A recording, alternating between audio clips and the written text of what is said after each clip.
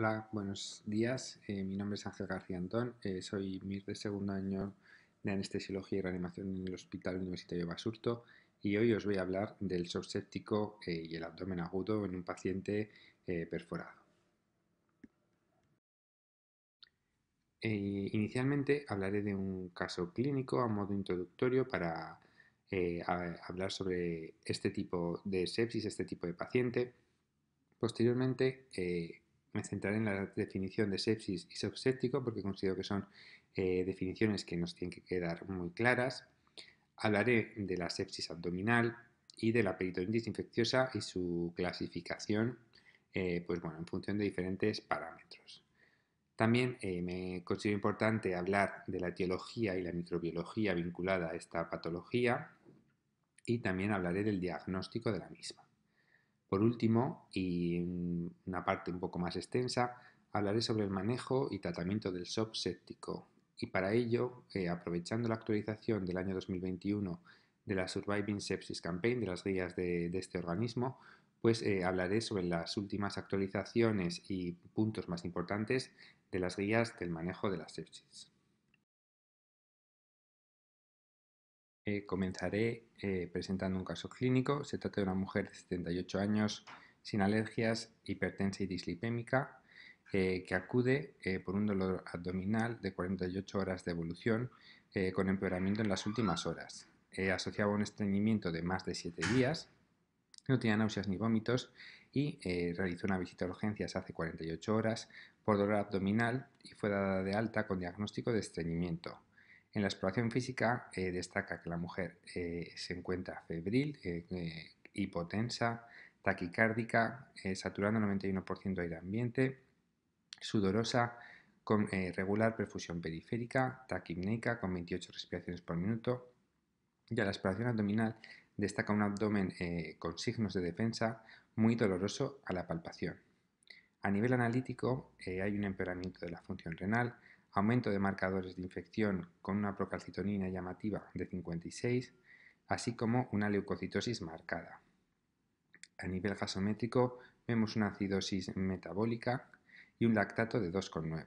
Se le realiza una prueba de imagen, un TAC abdominal, en el que los hallazgos se aprecia un neumoperitoneo y un retroneumoperitoneio consecuencia de lo que parece una diverticulitis aguda perforada.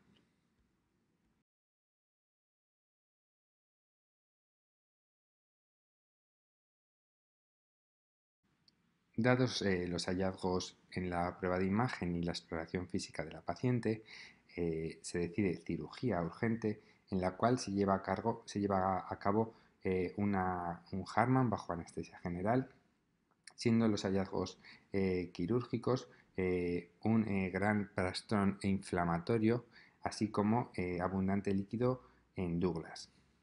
Por lo tanto, este es un claro ejemplo de un shock séptico abdominal secundario a una peritonitis fecaloidea consecuencia de una perforación a nivel de las asas intestinales.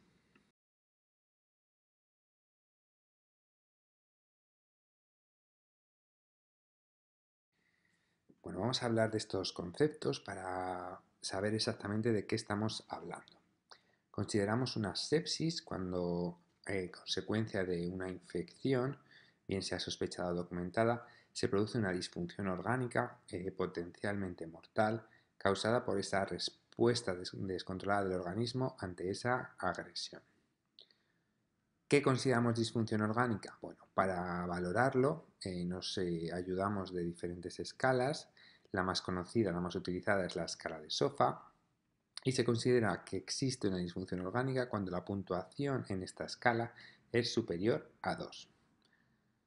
Cuando hablamos de shock séptico, hablamos de una hipotensión persistente en la cual es necesario la ayuda de vasopresores para mantener una tensión arterial media por encima de 65 milímetros de mercurio, que además asocia una hiperlactacidemia por encima de 2 milimoles litro, que nos habla de una baja perfusión periférica, todo esto en ausencia de hipovolemia o tras haber realizado una reanimación correcta con líquidos.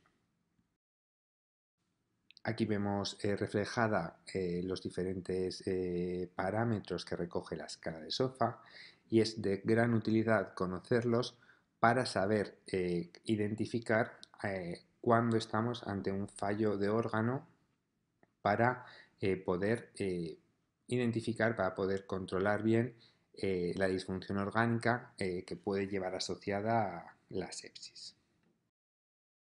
Y más concretamente, la sepsis abdominal, bueno, es una entidad, una entidad que genera que lleva asociada una gran morbimortalidad en las unidades de cuidados intensivos. Asocia una mortalidad de casi el 30%. La presentación más frecuente, en la mayoría de los casos, es como una peritonitis.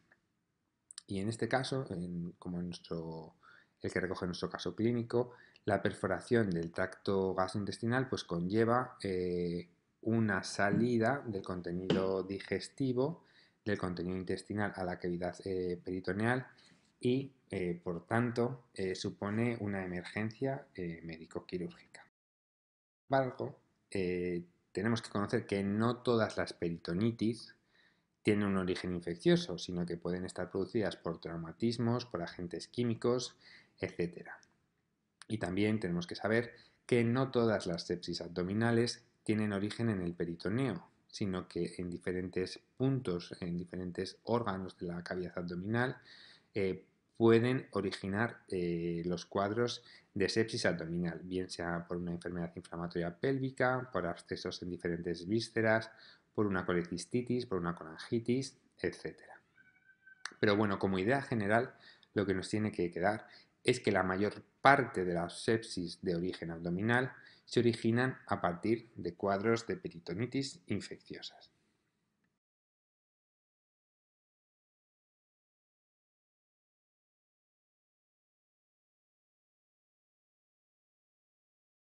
Pues bien, dentro de las peritonitis infecciosas se diferencian diferentes clasificaciones, bien en cuanto a la fisiopatología, en cuanto a la forma de adquisición y en cuanto a la anatomía. Vamos a ver brevemente cada una de ellas.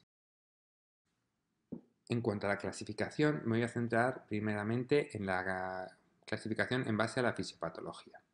Aquí diferenciamos entre peritonitis primarias, secundarias o terciarias, siendo las primarias aquellas en las que existe una integridad del tracto digestivo. Generalmente están causadas por un único germen y se asocian pues, a infección de catéteres, a infección de dispositivos localizados en el peritoneo, a tuberculosis, etc. En cuanto a las secundarias, aquí ya hemos perdido la integridad del tracto digestivo y por tanto ya existe una salida del contenido intestinal al peritoneo. Generalmente suelen ser polimicrobianas y, como digo, están causadas por una perforación del tracto digestivo, bien por necrosis, bien por ulceración, etc. En cuanto a las terciarias, aquí tampoco está respetada la integridad del tracto digestivo y son aquellas que se producen de forma recurrente o persistente durante más de 48 horas. Estas últimas se caracterizan por ser polimicrobianas con una microbiología característica y generalmente se trata de infecciones nosocomiales y asociadas al posoperatorio quirúrgico tras una intervención abdominal. Otra de las clasificaciones que nos puede ser también de utilidad es aquella realizada en base a la anatomía. Diferenciamos las peritonitis asociadas al tracto digestivo alto, generalmente a nivel gástrico.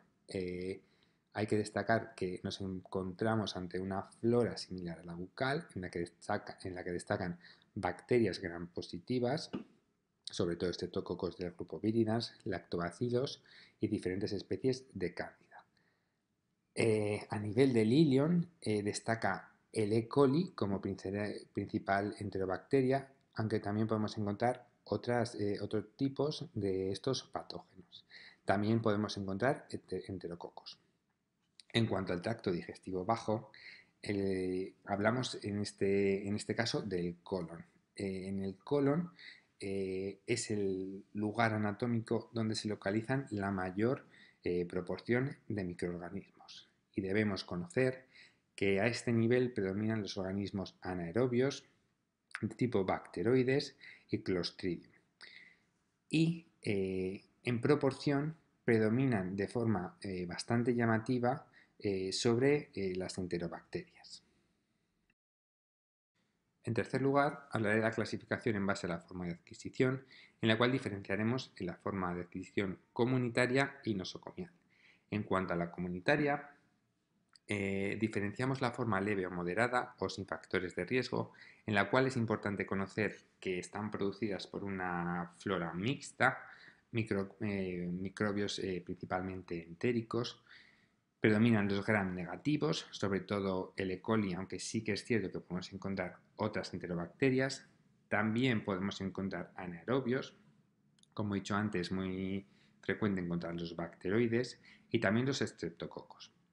En cuanto a las formas graves o asociadas a factores de riesgo, pues bueno, son aquellas que generalmente van a estar asociadas a una sepsis, a un shock séptico, a pacientes con más de 70 años, malnutridos, que asocian hipoalbuminemia o comorbilidad del tipo inmunosupresión, diabetes, etc. Estas están causadas por flora mixta, también por microbios entéricos, pero hay que destacar que habría que ampliar el espectro a gram negativos resistentes y a especies de cándida. En cuanto a las nosocomiales, pues también están producidas por una flora entérica y aquí sí que el E. coli disminuye a favor o en favor de otras especies de enterobacterias y gram negativos no fermentadores del tipo de la Pseudomonas y Acinetobacter. Es más frecuente encontrar especies de enterococo, sobre todo en aquellos posoperados, y también aumentan los estafilococos de la familia de los coagulas A negativo y el SAR. También importante que se encuentra con mucha frecuencia la familia de la cándida. Para hablar de la etiología y la microbiología, voy a hacer referencia al informe de sensibilidad de mi hospital, del Hospital Universitario de Basurto en Bilbao, en cuanto a las muestras obtenidas durante los dos últimos años de líquido peritoneal y a los organismos más frecuentemente detectados. Sin duda, la reina, el microorganismo más que se aisló con más frecuencia es la E. coli, seguido del enterococo y la cándida. Si bien es cierto que destaca la gran mayoría la gran proporción de muestras negativas, pues bueno, sí que un poco haciendo referencia a lo que he expuesto anteriormente, la bacteria E. coli es el microorganismo más frecuentemente aislado. Y revisando un poco la sensibilidad de los microorganismos más frecuentemente aislados, pues como sabemos, un porcentaje de resistencia superior al 20% nos hace tener que buscar una alternativa para ese tratamiento antibiótico si lo queremos usar como tratamiento empírico. Como vemos, la bacteria, el E. coli, muestra una alta tasa de resistencia a tratamientos tan frecuentemente utilizados como el amoxicilina clavulánico y el ciprofloxacino, ambos presentes en nuestros protocolos del tratamiento de la peritonitis y que nos han hecho modificar las guías para el tratamiento de la peritonitis infecciosa.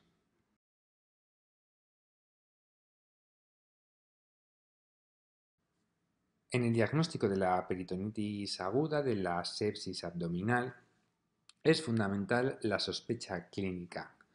Un dolor abdominal importante asociado a un aumento de reactantes de fase aguda, fiebre, signos de alarma como la taquicardia, la taquipnea y sobre todo hallazgos en la exploración como un abdomen en tabla, nos hacen sospechar de una infección intraabdominal y nos obligan a realizar una prueba de imagen, tanto TAC como ecografía, para confirmar que estamos ante una infección intraabdominal. Asimismo, ante la simple sospecha de una infección intraabdominal, es pertinente el extraer hemocultivos para intentar filiar el patógeno responsable. Si ante un cuadro de sepsis sin un foco no muy claro, si encontramos un hallazgo de un microorganismo anaerobio, nuestra principal sospecha ha de ser la del foco intraabdominal. En cuanto al manejo y tratamiento, voy a centrarme un poquito más en esta parte, puesto que como reanimadores, como anestesistas, pues sí que nos interesa conocer bien cómo ha de ser el abordaje de la sepsis. Para ello, voy a hablar de la última actualización de la Surviving Sepsis Campaign, que como sabemos es una guía emitida por diferentes sociedades de cuidados críticos europeas que tienen como objetivo pues, reducir la mortalidad y la morbilidad asociada a la sepsis, y para ello publican una serie de directrices basadas en la evidencia clínica con el objeto de unificar los criterios en el manejo de estas patologías que llevan asociadas una gran mortalidad a nivel mundial.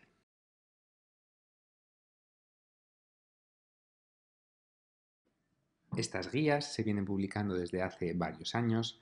La última fue publicada en el año 2016.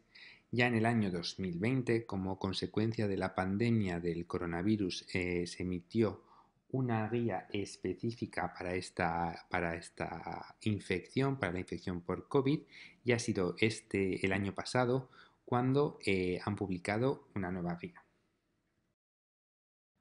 A lo largo de esta parte de la presentación vais a ver estos dos símbolos, el símbolo de igual, que lo incluyo en aquellas directrices, en aquellas partes de la guía que no han sufrido modificaciones con respecto a las previas, y el símbolo de exclamación en aquellos puntos que o bien son nuevos o bien han sufrido cambios o modificaciones con respecto a guías anteriores.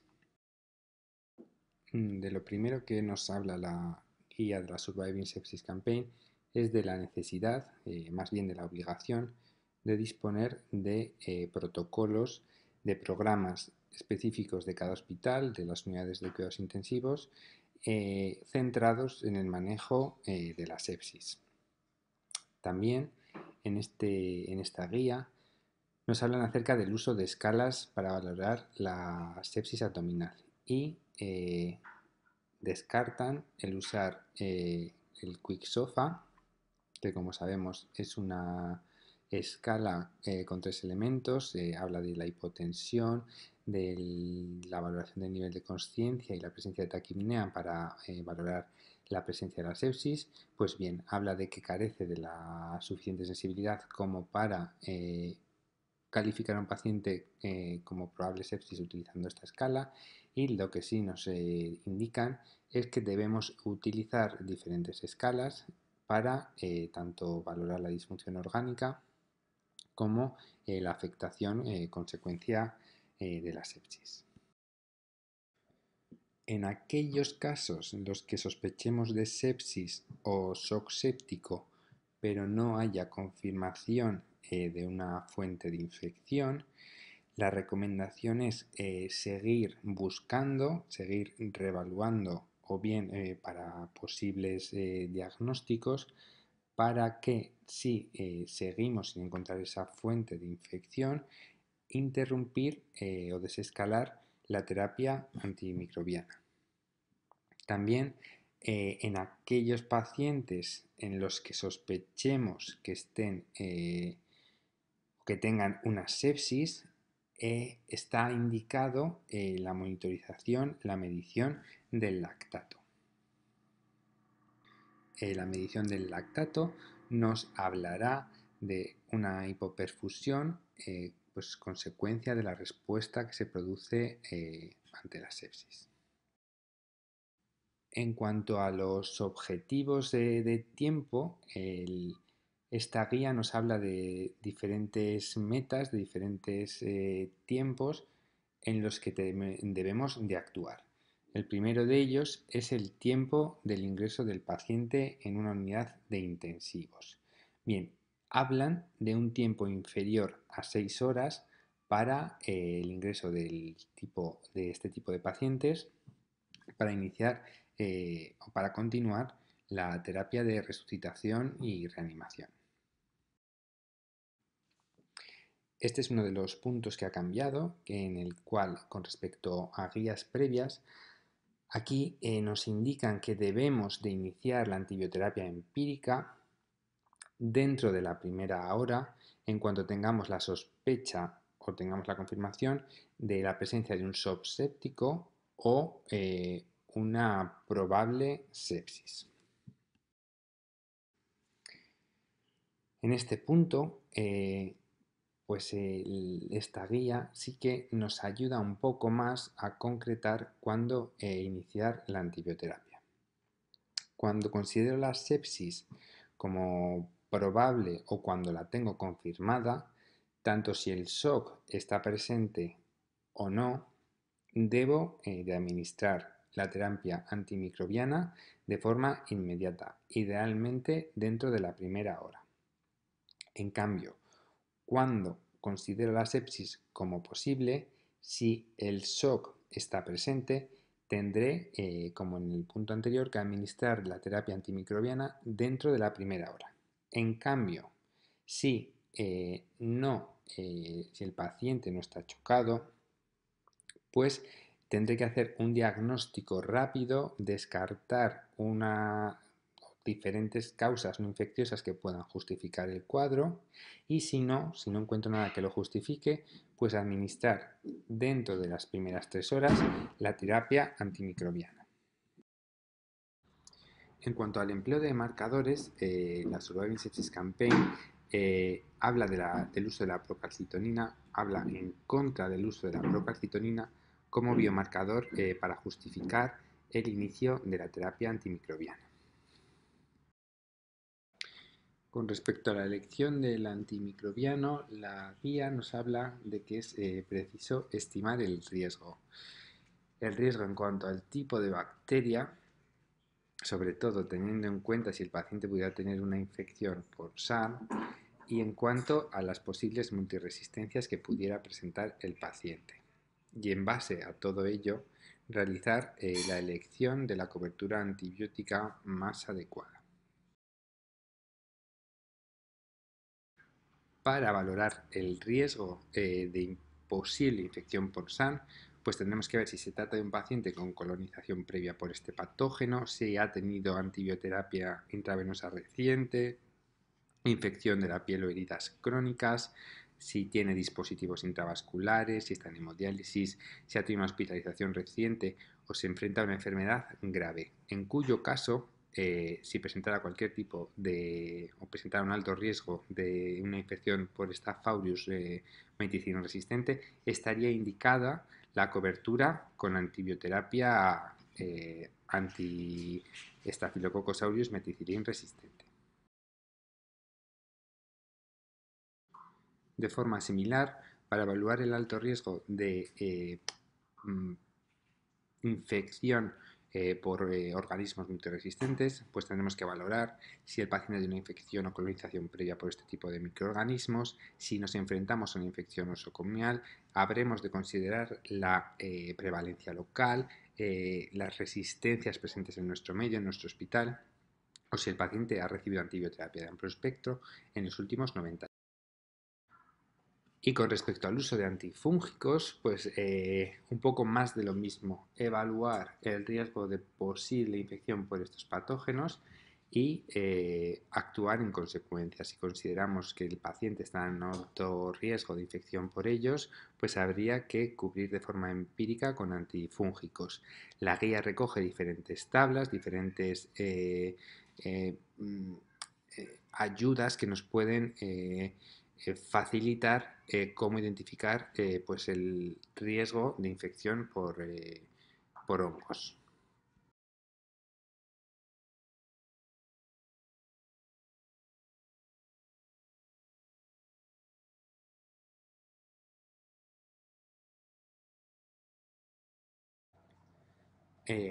Con respecto a la antibioterapia, voy a extenderme un poquito más y para ello voy a aprovechar la actualización del protocolo de nuestro hospital, de nuestra unidad de reanimación en cuanto a la peritonitis, pues para explicar un poco de forma detallada cómo podría ser el manejo antibiótico de la peritonitis.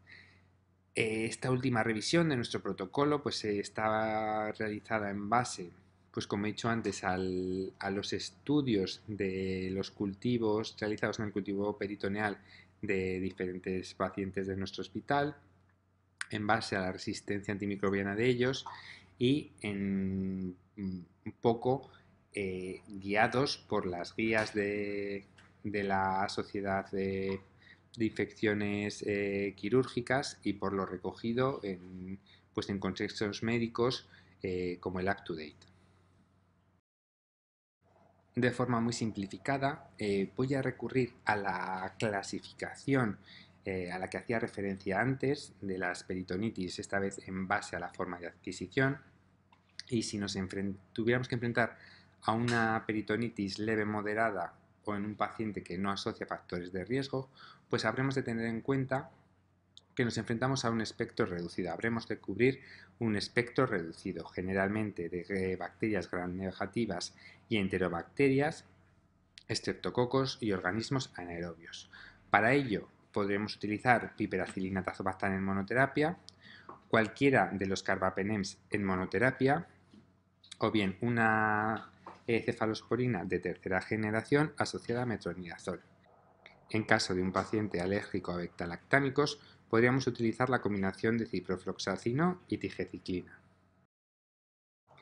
Si nos tenemos que enfrentar a una peritonitis comunitaria grave o asociada a un paciente con factores de riesgo, tenemos que tener en cuenta que habremos de ampliar bastante el espectro. Tenemos que incluir a gram negativos menos comunes, bien pseudomonas, enterobacterias resistentes a cefalosporina y hongos como las cándidas. Para ello, pues podremos utilizar la piperacilina tazobactam en monoterapia, el meropenem en monoterapia porque es el único con cobertura para pseudomonas. Podremos utilizar la combinación de una cefalosporina cuarta generación como la cefepima con el metronidazol, y en aquellos pacientes alérgicos a beta-lactámicos podemos utilizar la combinación de ciprofloxacino más tigeciclina. Todo ello asociado a un antifúngico, bien fluconazol o bien caspofungina. Por último, si nos encontramos ante una peritonitis nosocomial o una peritonitis terciaria, en el espectro que debemos de cubrir tenemos que contar con las especies de Enterococcus, con el SARS, con gram negativos resistentes y también contar con hongos como la cándida. Para ello, pues podremos utilizar la misma cobertura ya comentada en la antibioterapia para la infección comunitaria grave, asociada al inezoliz para la cobertura de gram positivos, junto con un antifúngico como el fluconazol o la caspofungina. En aquellos alérgicos a beta-lactámicos podemos utilizar la combinación del inezoliz más aztreonam asociado a metronidazol y a un antifúngico. Una vez elegida la terapia antimicrobiana más específica para nuestro paciente, la guía nos habla de cómo administrarla. Para ello habla de utilizar infusiones prolongadas de beta-lactámicos y ajustar las dosis a principios farmacocinéticos y farmacodinámicos propios de este tipo de pacientes. Un paciente séptico,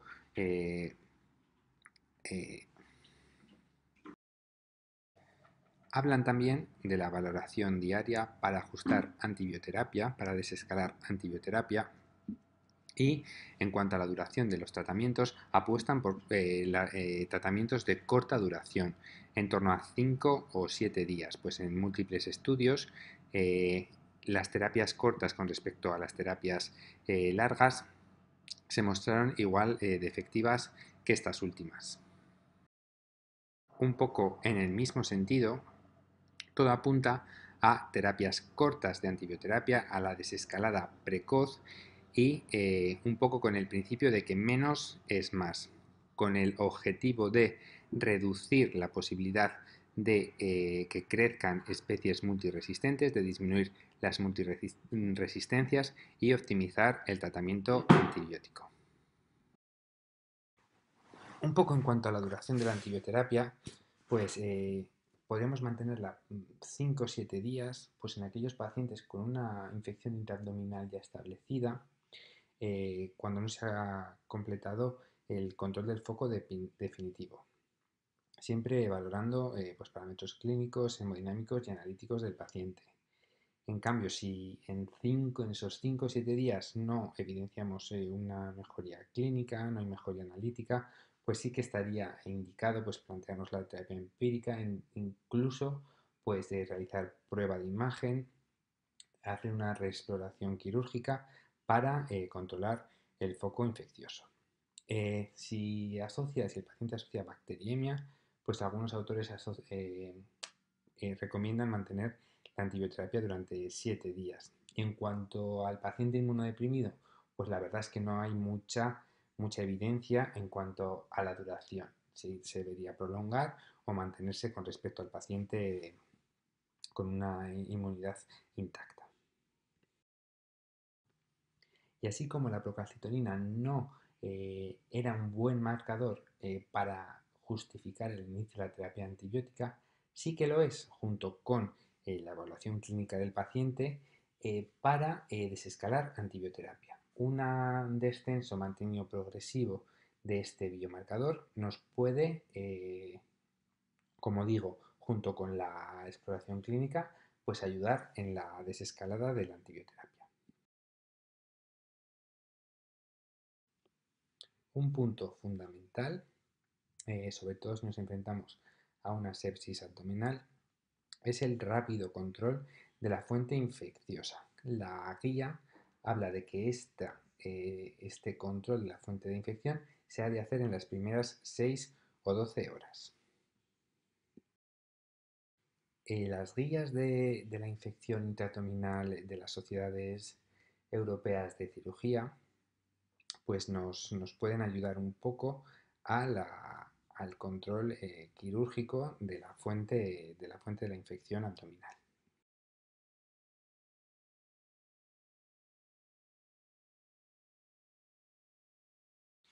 ¿Y de qué hablamos cuando hablamos de control de la fuente? Pues hablamos de drenaje de abscesos, del desvitamiento de tejidos desvitalizados, infectados, de la resección o bien de la sutura de vísceras perforadas, de la extirpación de los órganos afectados y de la reparación con o sin anastomosis o con exteriorización de las asas intestinales. En las guías de cirugía nos hablan de una infección intraabdominal no complicada, en aquellas en las que podemos hacer un control quirúrgico o antibiótico. En cambio, hablan de infecciones intraabdominales complicadas en aquellas que exigen un tratamiento tanto antibiótico como quirúrgico. Y como tónica general, siempre se habla de que un procedimiento demorado o incompleto pues lleva importantes secuelas y efectos deleterios en el paciente, incluso mortales, y muy especialmente en el paciente crítico. Bueno, y con respecto a la técnica a utilizar o la indicación de la técnica quirúrgica, pues bueno, la laparoscopia es la técnica de elección, pues nos permite tanto un abordaje que nos va a servir como diagnóstico y con el que podemos ejercer diferentes medidas terapéuticas con un abordaje mínimamente invasivo. Pero como bien debemos conocer las contraindicaciones de esta técnica y que nos obligarían a llevar a cabo una laparotomía. Y ahora centrándonos más en la parte de reanimación, en la parte de abordaje de ese paciente séptico, ese paciente que seguramente requiera una intervención quirúrgica y que a nosotros como anestesistas nos va a interesar que nos llegue a quirófano en las mejores condiciones. Entonces, para las medidas de resucitación inicial nos son de especial importancia pues eso, a nosotros como anestesistas. La guía recomienda iniciar las medidas de resucitación de forma inmediata y recomienda iniciar una resucitación inicial con líquidos con cristaloides a una dosis de al menos de 30 mililitros kilo que se han de administrar en las 3 primeras horas de resucitación.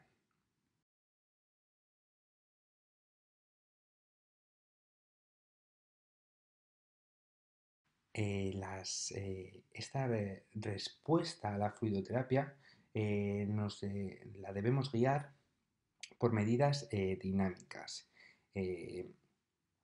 Como referencia, un marcador que nos va a indicar la respuesta a la fluidoterapia, la mejoría de la perfusión periférica, recomiendan el uso del lactato sérico.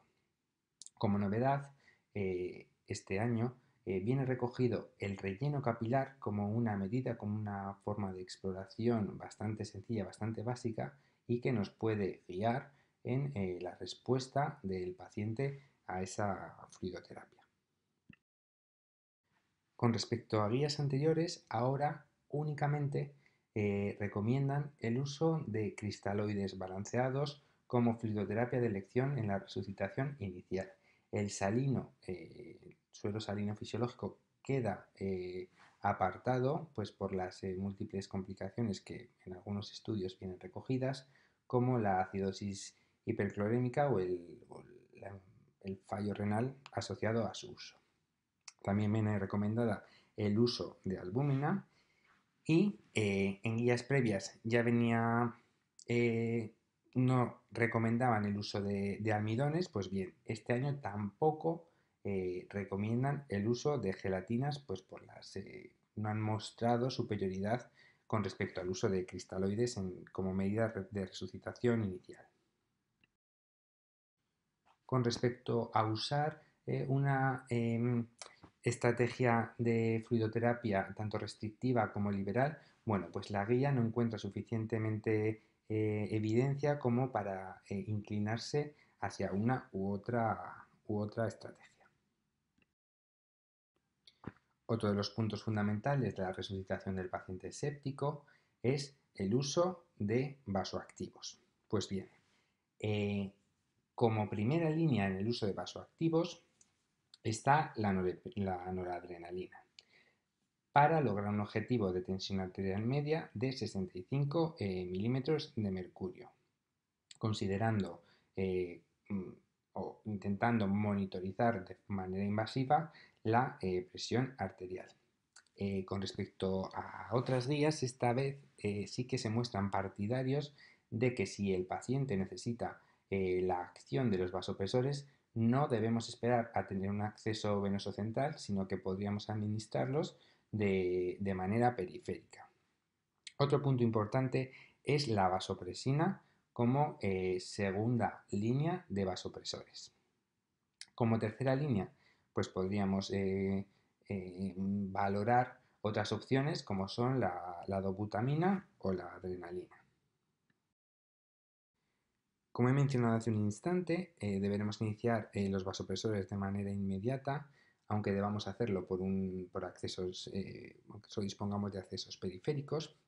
Y esta guía no es muy partidaria de mojarse en cuanto a cifras, en cuanto a objetivos, pues de dosis de fármacos, etcétera, pero sí que con la vasopresina nos indica utilizarla cuando estemos utilizando dosis de noradrenalina en torno a 0,25-0,5 microgramos kilo minuto con el objetivo de disminuir estas dosis de noradrenalina. Otra novedad es la recomendación de utilizar corticoides intravenosos en pacientes con shock séptico que requieran tratamiento vasopresor.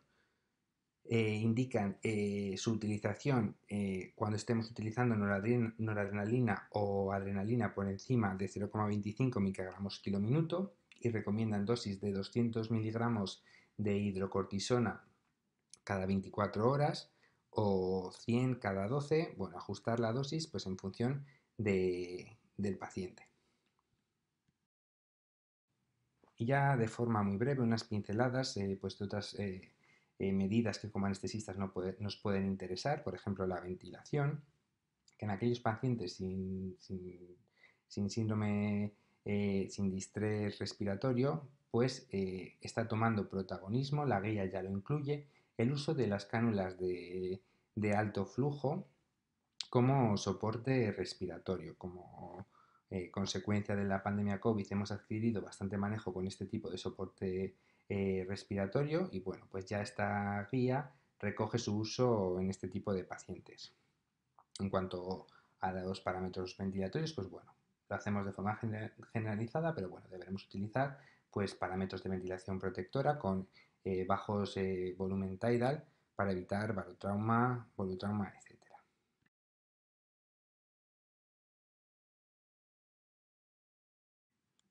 Brevemente, si nos enfrentamos ante un paciente que además presenta distrés respiratorio, pues habremos de hacer una ventilación protectora utilizando bajos volúmenes tidal, volúmenes objetivo entre 6 y 8 mililitros kilo. Deberemos limitar las presiones meseta por debajo de 30 centímetros de agua.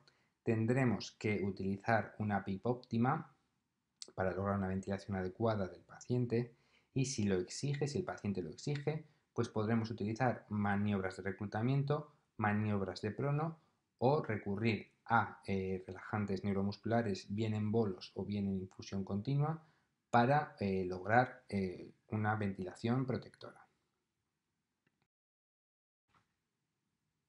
Por último, voy a pararme brevemente en aquello que no hay que hacer, en ciertas terapias con controversia, que bueno, esta guía, esta última actualización, descarta su utilización, que son el uso de la vitamina C, el uso del bicarbonato para mejorar la terapia hemodinámica o para reducir la necesidad de vasopresores. Sí que está indicada su utilización cuando el pH arterial sea inferior a 7,20 y también está contraindicada el uso de inmunoglobulinas.